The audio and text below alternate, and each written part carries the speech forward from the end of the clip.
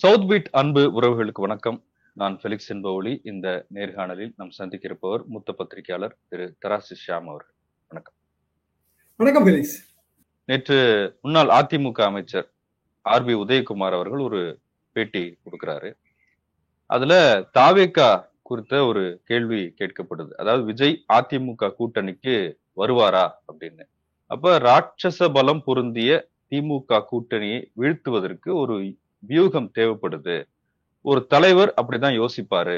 அப்ப விஜய் அதிமுகவை நோக்கி வரணும், அந்த நாள் மலரணும் அப்படின்னு நாங்க எதிர்பார்க்கிறோம். இதுதான் தொண்டர்களுக்கு எதிர்பார்ப்பு அப்படின்னு அவர் பேசுறாரு. அதையும் தாண்டி மீண்டும் திமுக தமிழ்நாட்டுக்கு ஆட்சிக்கு வந்தால் தமிழ்நாட்டை யாராலும் காப்பாற்ற முடியாது, அதையும் விட தாவேக்காவை ஆண்டவனால கூட காப்பாற்ற முடியாது அப்படின்னு சொல்றாரு. இது ஏற்கனவே திரு எடப்பாடி பழனிசாமி கூட்டத்திலேயே கொடி பறக்குது, பிள்ளையார் சொல்லி போட்டாச்சு அப்படின்லாம் சொன்னாரு. ஆனாலும் தாவேகா தரப்புல இருந்து எந்த ஒரு ரெஸ்பான்ஸுமே இல்லை அப்படின்னு பாக்குறோம். இந்த கூட்டணி கணக்கு எப்படி பாக்குறீங்க? இது பழைய குரல். அதாவது 1995-96 ரஜினிகாந்த் சொன்ன குரல்.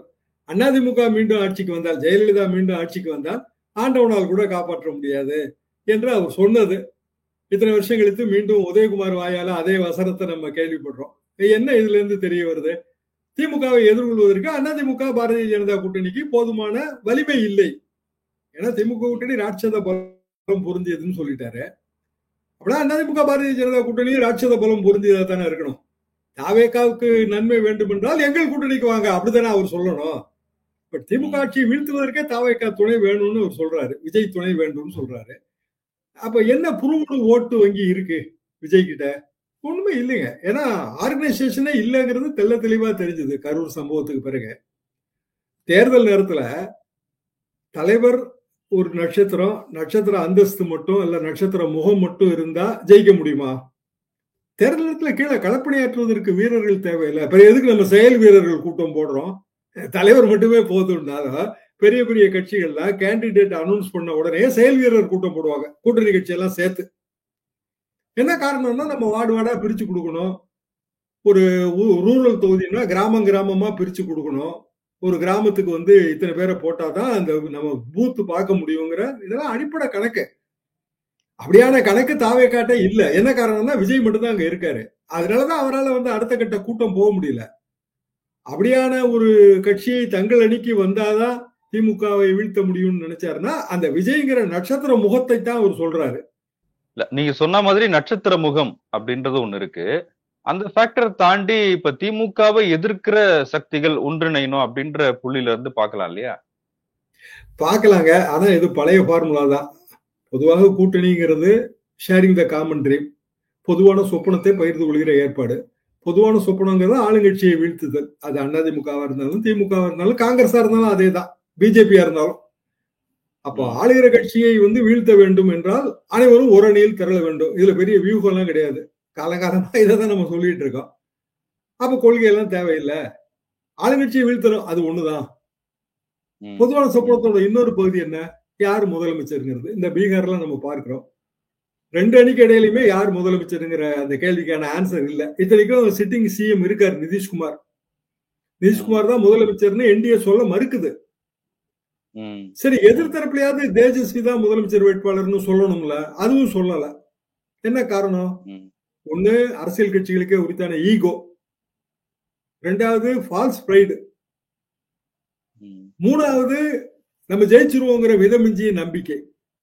கண்டிப்பா நம்ம தாங்க ஜெயிக்க போறோம், மிதமிஞ்சிய நம்பிக்கை. இந்த மூணும் கட்சிகளுக்கு இயல்பா இருக்குங்க, அதெல்லாம் இல்லைன்னு நம்ம சொல்ல முடியாது. அப்படி இருக்கும்போது இங்க 3 அணி இருக்கு. அதாவது பிஜேபி, அதிமுக, தாவேகா, 3 பேரும் ஒன்னா சேரணும். சரி, இந்த காமன் ட்ரீம்ல முதல் பார்ட் என்ன? திமுக ஆட்சியை வீழ்த்துது, ரைட்டு. ரெண்டாவது பார்ட் என்ன? முக்கியமான பார்ட், யாரு முதலமைச்சர் வேட்பாளர்? எடப்பாடி பழனிசாமி, நாம தான் முதலமைச்சர் வேட்பாளர், அதிமுகவுக்கு தனிப்பெரும்பான்மை கிடைக்கும், நம்ம தனித்து தான் ஆட்சி அமைப்போம், வேற எந்த கட்சிக்கும் ஆட்சியில பங்கு கிடையாது, ஆனா கூட்டணி அமைச்சிருக்கோம். இதை அவர் தொடர்ந்து சொல்லிட்டே வர்றாரு. அப்போ அவர் முதலமைச்சர் வேட்பாளர். அமித்ஷா ஏப்ரல் மாசம் என்ன சொன்னாரு? எடப்பாடி பழனிசாமி தான் முதலமைச்சர் வேட்பாளர்னு சொன்னாரு.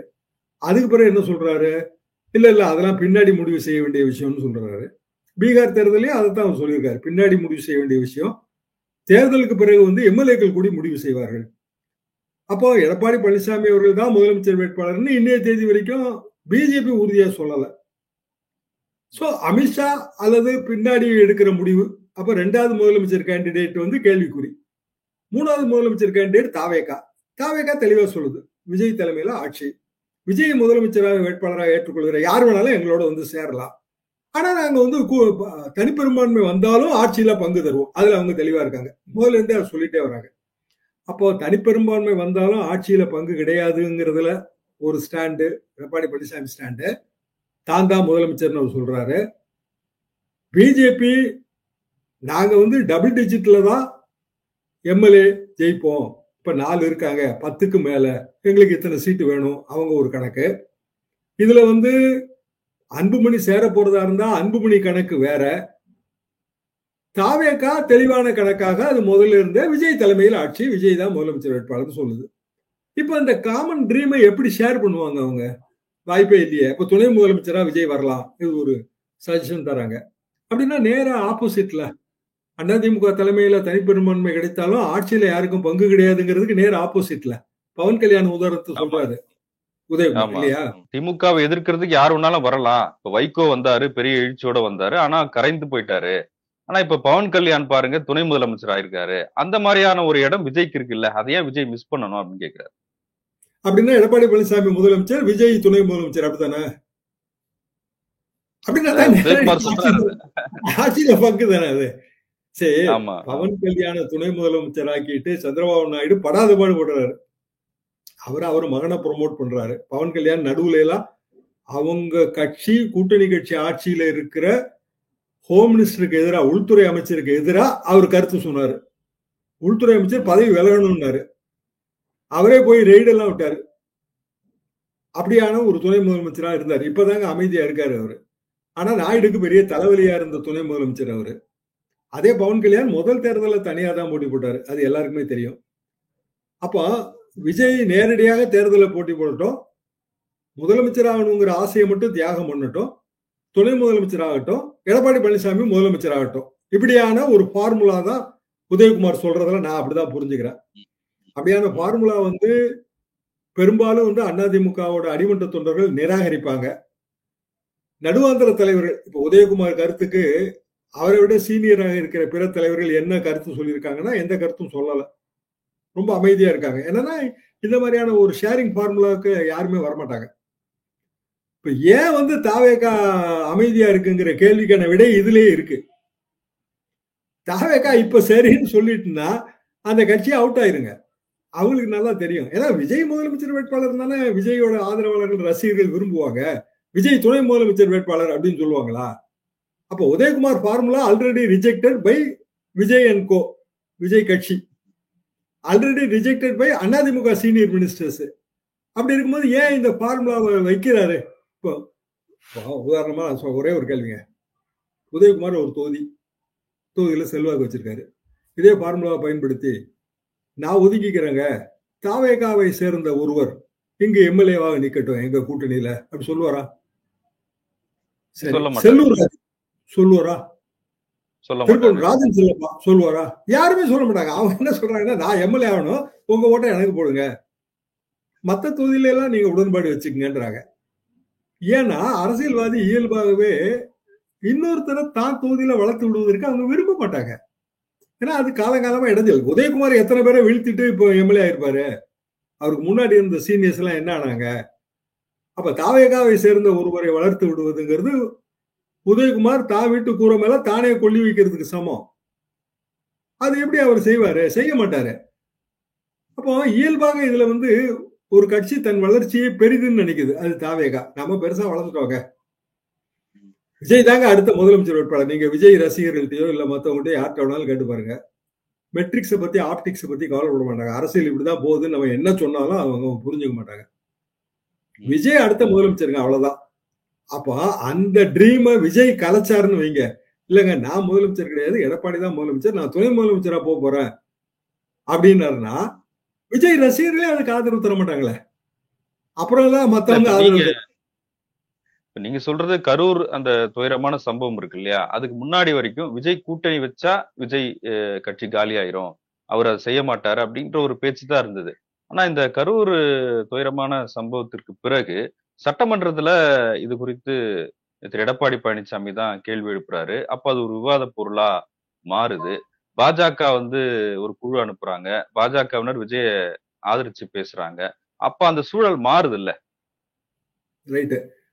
கரூர் ஜன நெரிசல் சம்பவத்துக்கு பிறகு சூழல் வந்து அரசியல் சூழல் மாறி இருக்கு. என்ன காரணம்னா திமுகவை விமர்சிப்பதற்கு அது ஒரு காரணமாக அமையுது. போலீஸ் சரியில்லைங்க, போலீஸை கண்ட்ரோல் பண்ற உள்துறை யாருக்கிட்ட இருக்கு, முதலமைச்சர்கிட்ட இருக்கு, சரியா கண்ட்ரோல் பண்ணல, இவ்வளவு கூட்டம் வரும்னு யூகிச்சிருக்க வேண்டாமா? இதுக்கு முந்தி நடந்த விஜய் கூட்டங்கள் எல்லாம் பெரிய கூட்டம் கூடுச்சு, அப்ப கரூர்லயும் கூட்டம் வந்துடணும் நீங்க தானே யூகிச்சிருக்கணும். இது வேற விஷயங்க. இத அட்மினிஸ்ட்ரேட்டிவ் லேப்சஸ் சுட்டி காட்டுறாங்க. இது கள்ளசாராய சம்பவம் நடந்தாலும் இல்ல ஸ்டெர்லைட் துப்பாக்கி சூடு நடந்தாலும் இதே குற்றச்சாட்டு வைக்கப்படும். பொள்ளாச்சி பாலியல் பயங்கரம்னாலும் இதே குற்றச்சாட்டு வைக்கப்படும். என்னன்னா ஒரு ஆளுங்கட்சிக்கு எதிராக எந்த ஒரு துருப்பு சீட்டு கிடைக்கும் போது அது துருப்பாக இருந்தாலும் துருப்பாக பயன்படுத்துவதுதான் இயல்பு. அது ஓகேங்க. ஆனா அதை வச்சு கால்குலேஷன் என்னன்னா இந்த சம்பவத்தின் மூலமாக விஜய்க்கு ஆதரவு தெரிவிக்கிறாங்கிறது கால்குலேஷன் ஆகுது. அப்படின்னா இந்த சம்பவத்துக்கு காரணம் விஜய், அந்த விஜயை நாங்க ஷீல்டு பண்றோம் அப்படின்னு ஆகுது. சரி, இந்த மாதிரி ஒரு ஜன நெரிசல் ஏற்படுது, நிறைய பேர் இறந்து போயிட்டாங்க, ரைட்டுங்களா? அதுக்கு காரணம் திமுக. ஏன்னா நடப்பு ஆட்சி, அது வேற பாயிண்ட், ஆளுங்கட்சிக்கு எதிரான பாயிண்ட். அந்த பாயிண்ட் எடுத்து நம்ம ஆளுங்கட்சியை அடின்னு அடிக்க வேண்டியதுதான். அது எல்லா எதிர்கட்சிகளும் அதான் செய்யும். ஆனா சம்பவத்துக்கு காரணம் விஜய் தாங்க. முதலமைச்சர் என்ன சொல்றாரு? விஜய் தான், அவர் லேட்டா வந்தாரு, அவர் தான் காரணம். நேரடியாக அவரே போய் ஜன நெரிசல் ஏற்படுத்தியிருக்க மாட்டாரு. ஏன்னா முதலமைச்சர் சொல்றாரு, எந்த ஒரு தலைவனும் தான் தொண்டை சாவணும்னு விரும்ப மாட்டாருன்னா அவரே தான் சொல்றாரு. ஆனா தாமதமா வந்தாருங்க. அப்ப தாமதமா வந்தாரு, அவருக்கு போலீஸ் அட்வைஸ் பண்ணிச்சு, அந்த அட்வைஸ் எல்லாம் மீறினாருங்கிறது புறக்காரணி தான். அது நேரடியாக ஒரு கிரிமினல் வழக்குல அதுதான் காரணம்னு யாராலையும் சொல்ல முடியாதுங்க. அது எப்படி கோர்ட்டுக்கு போனா நிக்கும்? அதுவும் அரசியல் காரணம் தான், புறக்காரணி. கோர்ட்டுன்னு வரும்போது நாளைக்கு இது சிபிஐ மேட்டருங்க, சிபிஐ கோர்ட்ல குற்றப்பத்திரிகை தாக்கல் செய்யணும், சம்பவத்துக்கு காரணமானவர்களுக்கு எல்லாம் பல வருஷம் கழிச்சாலும் தண்டனை வாங்கி கொடுக்கணும். அப்ப சம்பவத்துக்கு காரணமானவர்கள்னு நீங்க காவல்துறை சொன்னாலும் புறக்காரணம் தான். இவ்வளவு பெரிய கூட்டத்துக்குள்ள நாங்க எப்படிங்க போய் கண்ட்ரோல் பண்ண முடியும் அப்படின்னு அவங்க சொல்லுவாங்க. விஜய் நான் என்னங்க நேரடியா யாரையும் குற்றம் சாட்ட முடியாது, நேரடியா யாரையும் குற்றம் சாட்ட முடியாது அப்படி சொல்றீங்க? நிச்சயமாங்க. எல்லாமே இந்த மாதிரி சம்பவங்கள்ல புறக்காரணி தான். இப்ப மழை வெள்ளங்க பாதிப்பு ஏற்படுது, அப்ப செம்பரம்பாக்கம் ஏரியை நள்ளிரவு திறந்து விட்டது யார் அப்படின்னு கேள்வி எழுப்பிட்டே இருக்க வேண்டியதான். ஜெயலலிதா உரிய நேரத்துல வந்து ஏரியை திறந்து விடுவதற்கு முடிவெடுக்கல, அதான் காரணம் தானே 2015ல. இது எல்லாமே என்ன பிரச்சனைன்னா முடிவெடுக்க முடியல, இல்லைன்னா முடிவெடுப்ப காலதாமதம், அப்படியான காரணங்கள். வர்றதுக்கு காலதாமதம், அதனால ஏற்பட்ட ஜனக்கூட்டம், கூட்டம் கூடிருச்சு, 12 மணிக்கு வரேன்னு சொல்லிட்டு 12 மணிக்கே வர வேண்டியது தானே. இது வேற ஒரு காரணம். 3 to 10 தானங்க நாங்க டைம் கேட்டிருந்தோம், நாங்க 7 மணிக்கு பேசணும், அது எப்படிங்க தாமதமாகும் அப்படின்னு அவங்க காரணம் சொல்றாங்க. இது எல்லாமே வந்துங்க நாளைக்கு கோர்ட்ல போய் பேச வேண்டிய மேட்டர். இந்த தேர்தலுக்கு இது யூஸ் ஆகாது. ஆனா இதை பயன்படுத்தி ஒரு நெருக்கடியை உருவாக்கி விஜயை தங்கள் அணிக்கு இழுக்கணும்னு பாரதிய ஜனதா முயற்சிக்கிறது, அதிமுக முயற்சிக்கிறது. இது அரசியல். ஆனா விஜய்க்கு இதுல ஒரு மனசங்கடம் வரும்ல, என்னங்க இது நம்ம காரணம்னு சொல்லி நமக்கு நெருக்கடி தராங்க, நம்ம காரணமே இல்லைன்னு அவர் நினைப்பாரு, அப்புறம் எப்படி அவர் இவங்களோட சேருவாரு? அதான் என் பாயிண்ட். சரி, நான் காரணமே இல்லைங்க, நான் வந்து லேட்டா போனேன், அதுக்கு பல காரணம். பிளைட் லேட்டா கிளம்பிச்சு, நாமக்கல் கூட்டம் லேட்டா நடந்துச்சு, நான் வர்ற வழியெல்லாம் ஜனத்திரல் இருந்துச்சு, என் வண்டியே வந்து லேட்டா வந்துச்சு, இப்படி அவர் 1000 காரணம் மனசுக்குள்ள வச்சிருப்பாரு. எத்தனை இடத்துக்கு நான் போனேன், இப்படியா நடந்துச்சு, கரூர்ல மட்டும் ஏன் நடந்துச்சு, இப்படி அவர் காரணம் சொல்லுவாரு. ஆனா இது ரொம்ப நெருக்கடியில சிக்கி இருக்கீங்க, நீங்க பாத்துக்குங்க, எங்களோட வரலைன்னா உங்களுக்கு மேலும் நெருக்கடி முற்றும், பெரிய பெரிய பிரச்சனைகளை சந்திப்பீங்க, மரியாதையா எங்களோட வந்துருங்க, அதானே இவங்க சொல்றாங்க மறைமுகமா. ஆமா ஆமா ஆமா. அப்படின்னா விஜய் என்னங்க நம்மளுக்கு ஏற்படுற ஒரு நெருக்கடியை வச்சு நம்மள பிளாக்மெயில் பண்றாங்க. பிளாக்மெயில் பாலிடிக்ஸ் இல்லங்க. ஆமா. ஏங்க ஒரு கட்சி வந்து ஒரு கட்சியோட கூட்டணி சேரணும்னா அடிப்படையில என்ன பார்க்கும்? கலைஞர் எப்போதுமே அவர் ஃபார்முலா என்னன்னாங்க 5க்கு 1ங்க. 100 சீட் இருக்குன்னா 80 சீட்டு நம்ம எடுத்துக்கிட்டோம், 20 சீட்டை கூட்டணி கட்சிகளுக்கு, எல்லா கூட்டணி கட்சிக்கும் சேர்த்து. கடைசியில ஒரு 5 சீட்டு கூட கொடுப்பாரு. சில பேருக்கு நெஞ்சில மட்டும்தான் அவர் இடம் கொடுப்பாரு. என் நெஞ்சிலே இடம் இருக்கிறதுன்னு சொல்லிடுவார். அவ்வளவுதான். இது தொடர்ந்து நம்ம பார்த்துட்டு வர விஷயம் தானேங்க. 45 வருஷமா இதைத்தான் நான் பார்த்துட்டு இருக்கேன். அப்ப எந்த பிரதான கட்சியுமே வந்து தமிழ்நாட்டுல 160, 170 சீட்ல நின்னா தான் தனி மெஜாரிட்டி. 140 சீட்ல நின்று தனி மெஜாரிட்டி அடைந்த ஒரே ஒரு நபர் வந்து ஜெயலலிதா தான். 2001 ஃபார்முலா அது. அது பிறகு அவங்க 2011 ஃபார்முலா ஒண்ணு இருந்துச்சு. 2011 ஆரம்பத்துல வந்துங்க விஜயகாந்த் ஒரு மாநாடுங்க கோயம்புத்தூர் நினைக்கிறேன், கோயம்புத்தூர் சேலமா இருக்கும். அதுல வந்து அது வரைக்குமே அவர் வந்து கூட்டணி இதுக்கே போகல. ஏன்னா 2006 சட்டமன்ற தேர்தல் தான் அவர் சந்திச்ச ஒரே சட்டமன்ற தேர்தல். 2009 தேர்தல் வந்து எம்பி தேர்தல் அவரு. சோ சட்டமன்ற தேர்தலில் நம்ம இத்தனை சதவீதம் வாங்கியிருக்கோம். 2011 சட்டமன்ற தேர்தலையும் நம்ம தனியா போட்டி போட்டா அதிகமா வாங்கலாம். இப்ப சீமான் சொல்ற இதே அனாலஜி தாங்க அவர் சொன்னாரு. அப்ப என்னாச்சு அப்படின்னா திமுக வந்து ஒரு அடிப்படை தவறு செய்தது. என்ன தவறு அப்படின்னா அவங்க வந்து பிற கட்சிகளுக்கு நெருக்கடி கொடுத்தாங்க. குறிப்பா தேமுதிகவுக்கு. என்ன மாதிரியான நெருக்கடினா கல்யாண மண்டபத்துல பெரிய அளவுக்கு ரோடு போடும்போது அதோட விஸ்தரிப்பு, ஆண்டாளர் அந்த காலேஜ்ல ஒரு சின்ன பிரச்சனைகள், இப்படி நெருக்கடி கொடுக்கும்போது விஜயகாந்த் எப்படி நினைச்சாருன்னா 2009 மக்களவை தேர்தலில் நம்ம 10% ஓட்டு வாங்கியிருக்கோம், நம்ம வளர்ந்துடக்கூடாதுன்னு இவங்க நெருக்கடி தராங்கிற மாதிரி அவருக்கு ஒரு உணர்வு இருந்ததுங்க. எனக்கு க்ளோஸா தெரியும். இப்ப 2011 ஒரு கம்பல்ஷன்ல போய் மாட்டினாரு. ஆனா அது அவருக்கு 2வது தேர்தல், முதல் தேர்தல் கிடையாது. ஜெயலலிதாவுக்குமே விஜயகாந்த் அட்மிட் பண்ணிக்கிறதுல எல்லாம் ஒரு இன்ட்ரெஸ்ட் எல்லாம் கிடையாது. ஏன்னா அவங்க வந்து இன்னொரு கதாநாயகன், ஒரு சினிமா வசீகரம் உள்ள ஒருவர் அதிமுக கூட்டணிக்கு வேண்டான்னு நினைச்சவங்க. ஏன்னா அவங்களே வந்து சினிமா வசீகரம். ஆனா இந்த 2 கம்பல்ஷனும் ஒன்னா சேரும்போது ஜெயலலிதா அவர்களுக்கும் திமுக ஆட்சியை வீழ்த்தணும், sharing the common dream. Vijayakanth அவர்களுக்கும் திமுக ஆட்சி மீண்டும் வரக்கூடாது, ஷேரிங் த காமன் ட்ரீம். ஆனா முதலமைச்சர் வேட்பாளர் யாருன்னு வரும்போது ஜெயலலிதா தான் அப்படின்னு முடிவாயிருச்சு. விஜயகாந்த் கடைசி வரைக்கும் ஜெயலலிதா தான் முதலமைச்சர் வேட்பாளர்னு எந்த கூட்டத்திலையும் பேசலைங்க. எனக்கு தெரிஞ்சுங்க மனித உரிமைகள் இதுக்கு வந்து இது எடுக்கிறதுக்கு மெம்பர்ஸ் எடுக்கிறதுக்கு ஜெயலலிதா அவர்களும் எதிர்கட்சி தலைவர் முறையில் விஜயகாந்த் அவர்களும் சேர்ந்து முடிவு எடுத்ததுங்கிற அந்த ஒரு தடவை தாங்க. அதுக்கு பிறகு பாத்தீங்கன்னா ஒரே சண்டை. தேமுதிக எங்களுக்கு பாலபாடம் எடுக்கக்கூடாதுன்னு விஜயகாந்த் தேமுதிகவுக்கு எதிராக ஜெயலலிதா சட்டமன்றத்திலே பேசுறாங்க விஜயகாந்தை வச்சுக்கிட்டு. அப்புறம் விஜயகாந்த் வந்து இந்த மாமன்றத்தை அவமதிக்கும் விதமாக அவரு இதுல வராரு, அண்டர் த இன்ஃபுளுன்ஸ் ஆஃப் லிக்கர்னு சொன்னாங்க. பக்கத்துல இருந்து ஊத்தியா கொடுத்தாங்கன்னா அவர் கேட்டாரு.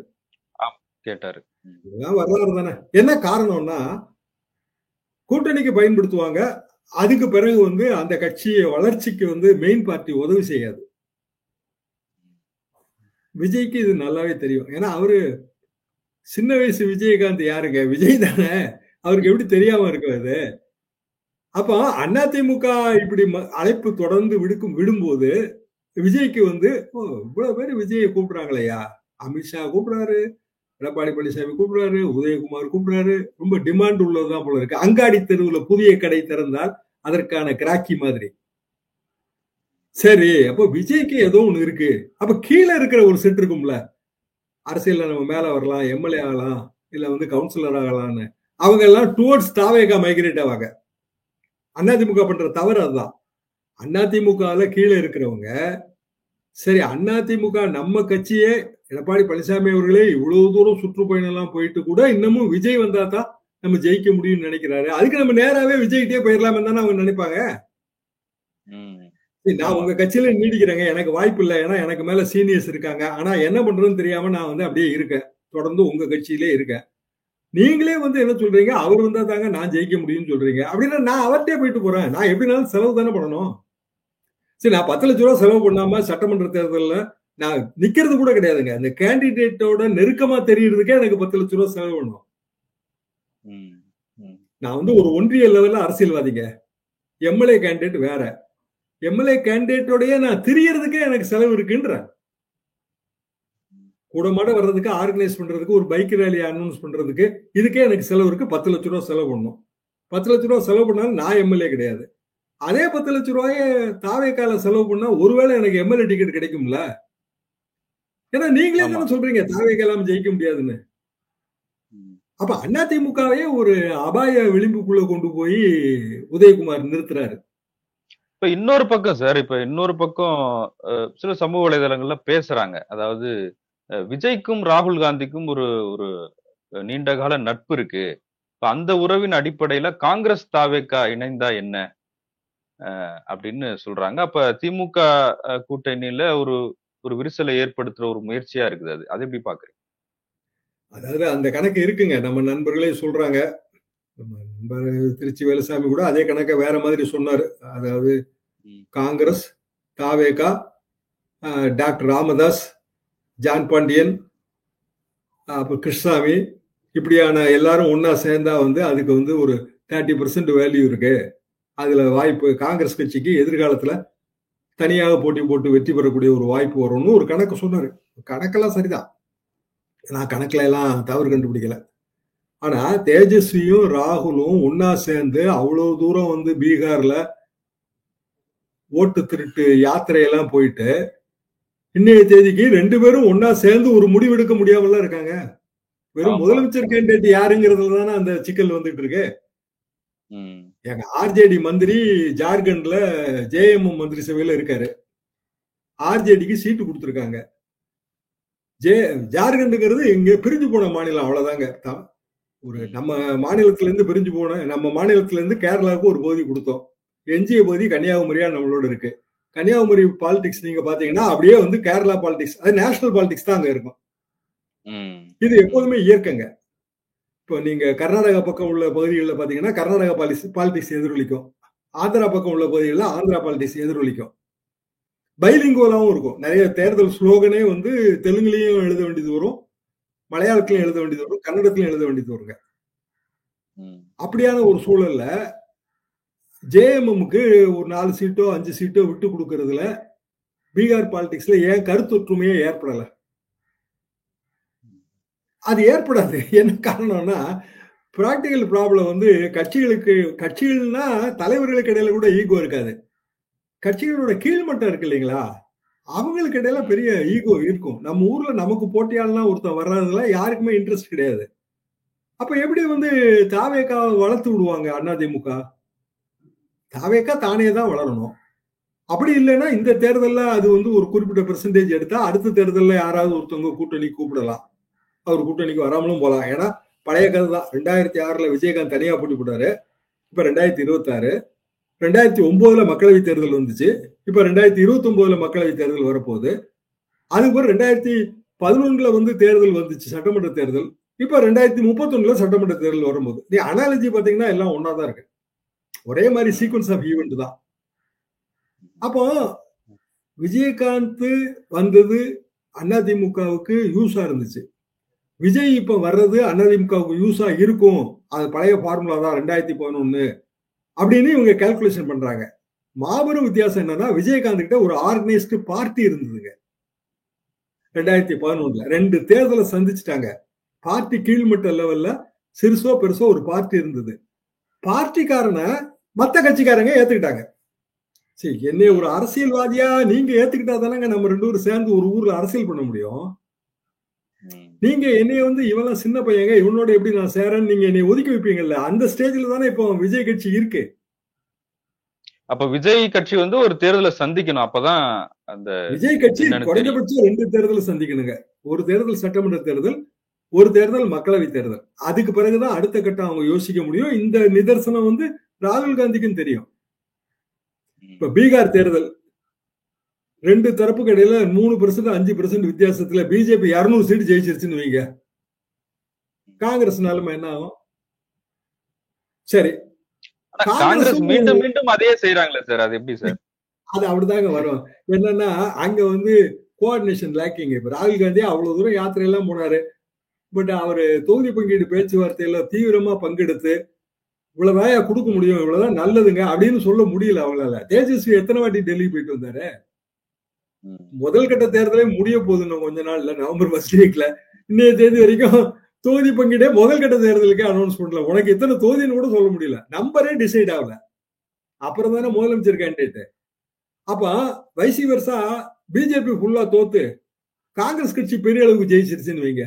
அதாவது காங்கிரஸ் தேஜஸ்வி கூட்டணி அப்பவும் காங்கிரஸ் கட்சிக்கான டிமாண்ட் கூடிரும், இங்கேயுமே பேர வலிமை கூடும். அப்ப அவ்வளவு பெரிய இடங்களை தருவதற்கு திமுக தயாரா இருக்காது. 63 சீட்டை கொடுத்துட்டு 2011 பட்ட பாடு திமுகவுக்கு தெரியுமில்லங்க. எத்தனை சீட்டுங்க ஜெயிச்சது காங்கிரஸ் கட்சி? தாவேகாவுக்கும் காங்கிரஸ் கட்சிக்கும் தமிழ்நாட்டுல ஆர்கனைசேஷன் வைஸ் யாருங்க பலமா இருக்கா? தாவேகா அவ்வளவா இருக்கு. ஆர்கனைசேஷனே இல்லாத கட்சி விஜயை வச்சு பலமா இருக்கு. காங்கிரஸ் கட்சி பழமையான கட்சி, ஆர்கனைசேஷனே இல்ல. லீடர்ஷிப்னு பாத்தீங்கன்னா இங்க செல்வ பெருந்தகை விஜயையும் நீங்க எப்படி ஒரு தட்டுல கம்பேர் பண்ணுவீங்க? ராகுல் காந்தியும் விஜயும் கம்பேர் பண்ணுவீங்க? ராகுல் காந்தின்னு தான் சொல்றாங்க. ராகுல் காந்தியும் விஜயும் ரைட்டுங்க. ராகுல் காந்தி இங்க பிரச்சாரம் பண்ணும்போது விஜய முதலமைச்சராக பிரச்சாரம் பண்ணுவாங்க. நான் தேஜஸ்வியே அவங்களால பண்ண முடியலையேன்ற அதுக்காக சொல்ல வரேன். யோசிச்சு பாருங்களேன். ராகுல் காந்தி விஜய் பெரிய நட்பு இருக்கு, 2 பேரும் சேர்ந்துட்டாங்க, ரைட், அப்படியே வச்சுக்குவோம். மத்த எல்லாரும் வேற சேர்ந்துட்டாங்க, அப்படியே வச்சுக்கிடலாம். தமிழ்நாட்டுல பலமான அணிகளா திமுக அணி 1, அதிமுக பாரதிய ஜனதா அணி 2, சீமான் 3, தாவேகா காங்கிரஸ் இந்த கூட்டணி 4, இப்படி 4 அணி நிக்குதுங்க, பலமா மோதுது. திமுக ஏற்கனவே முதலமைச்சர் கேண்டிடேட் ஸ்ட்ராங்கா இருப்பாரு, ஆர்கனைசேஷன் ஸ்ட்ராங்கா இருக்கும், அதிகாரத்துல இருக்கிற கட்சி பணபலம் ஸ்ட்ராங்கா இருக்கும். அப்படின்னா காங்கிரஸ் தாவேகா கூட்டணி மக்கள் நல கூட்டணியை விட அதிக ஓட்டு வாங்கிருமா? அப்படியே தானே திருப்பி விஜயகாந்த் அனாலஜி தானே வரும்ன்ற. அதாவது விஜயகாந்த் முதலமைச்சர்னு வைகோ பேசினாரு, இப்ப விஜய் முதலமைச்சர்னு ராகுல் பேசணும், அதானே? அது எப்படி வரும்? ஆசைகள் குதிரைகளானால் அற்பர்கள் சவாரி செய்வார்கள்ங்கிற பழமொழிதான் அது. இப்ப காங்கிரஸ் தரப்புல ஆல்ரெடி ஒரு விஷயம் இருக்குல்ல சார், அதை அவங்க ஏன் மிஸ் பண்ண நினைக்கிறாங்க? காங்கிரஸ் கட்சி எப்பவுமே இப்படித்தாங்க, விளங்காத கட்சி. நான் எவ்வளவு தூரம் பார்த்திருக்கேன். 67க்கு பிறகு அது உருட்டதா சரித்திரமே கிடையாதுங்க. 30 முதல்வராக்குவோன்னு ஒரு கோஷத்தோட ராஜீவ்காந்தி சோனியா காந்தி செஞ்ச அந்த ஒரு பிரச்சாரம் தாங்க எனக்கு தெரிந்த ஒரு பத்திரிகையாளனாக 88, 89 காலகட்டத்துல ஸ்ட்ராங்கா இருந்ததுங்க, போக்கஸ்டா இருந்தது. மூப்பனார் ஜெயிச்சது 26 சீட்டு. அது மோசமான வெற்றியே கிடையாதுங்க. 4 முனை போட்டியில மூப்பனார் மாதிரி அவர் ஒரு வசீகர தலைவர் கிடையாது, மக்கள் தலைவர்லாம் கிடையாதுங்க. ஆனா அவர் தலைமையில ஜெயிக்க முடிஞ்சது. உடனடியா மக்களவை தேர்தல் வரும்போது டோட்டலா மூப்பனாரை கழட்டி விட்டுட்டு வாழப்பாடியை கொண்டு வந்து அதிமுக கூட்டணி வச்சிருச்சு காங்கிரஸ். 67க்கு பிறகு இன்னை வரைக்கும் காங்கிரஸ் தமிழ்நாட்டு அரசியல்ல என்ன உறுதியான முடிவு எடுத்திருக்கு சொல்லுங்க? வேணுகோபால் தாங்க, கேசி வேணுகோபாலுக்கு கேரளா முதலமைச்சர் ஆகணும்னு ஒரு ஆசை இருக்குங்க. விஜய்க்கு அங்க ஒரு ஃபேன் ஃபாலோவிங் இருக்கு. கடைசியா எல்லாருமே என்ன நினைக்கிறாங்கன்னா, விஜய் ஃபேன் ஃபாலோவிங் வச்சிருக்காரு, அவர் சொன்னா அவரோட ரசிகர்கள் ஓட்டு போடுவாங்கிற அது ஒண்ணுதான், அதைத்தான் கேஷ் பண்ண பாக்குறாங்க. அவர் விஜய் வரட்டும், நல்லது தானே, தமிழ்நாடு எப்படி வேணாலும் போட்டோம், கேரளா பாலிடிக்ஸுக்கு விஜய் சூட் ஆவாருன்னு அவர் நினைக்கிறாரு. அவருக்கான சில காங்கிரஸ் நண்பர்கள் இங்க இருக்காங்க. இன்னும் சொல்ல போனா கன்னியாகுமரி மாவட்டத்துல இருந்து ஏன் இந்த குரல் வருதுன்னா, நான் ஆரம்பத்துல சொன்ன மாதிரி கேரளா பாலிடிக்ஸ் கன்னியாகுமரியில எதிரொலிக்குது, அவ்வளவுதான். நன்றி சார், உங்களுடைய நேரத்துக்கு மிக்க நன்றி.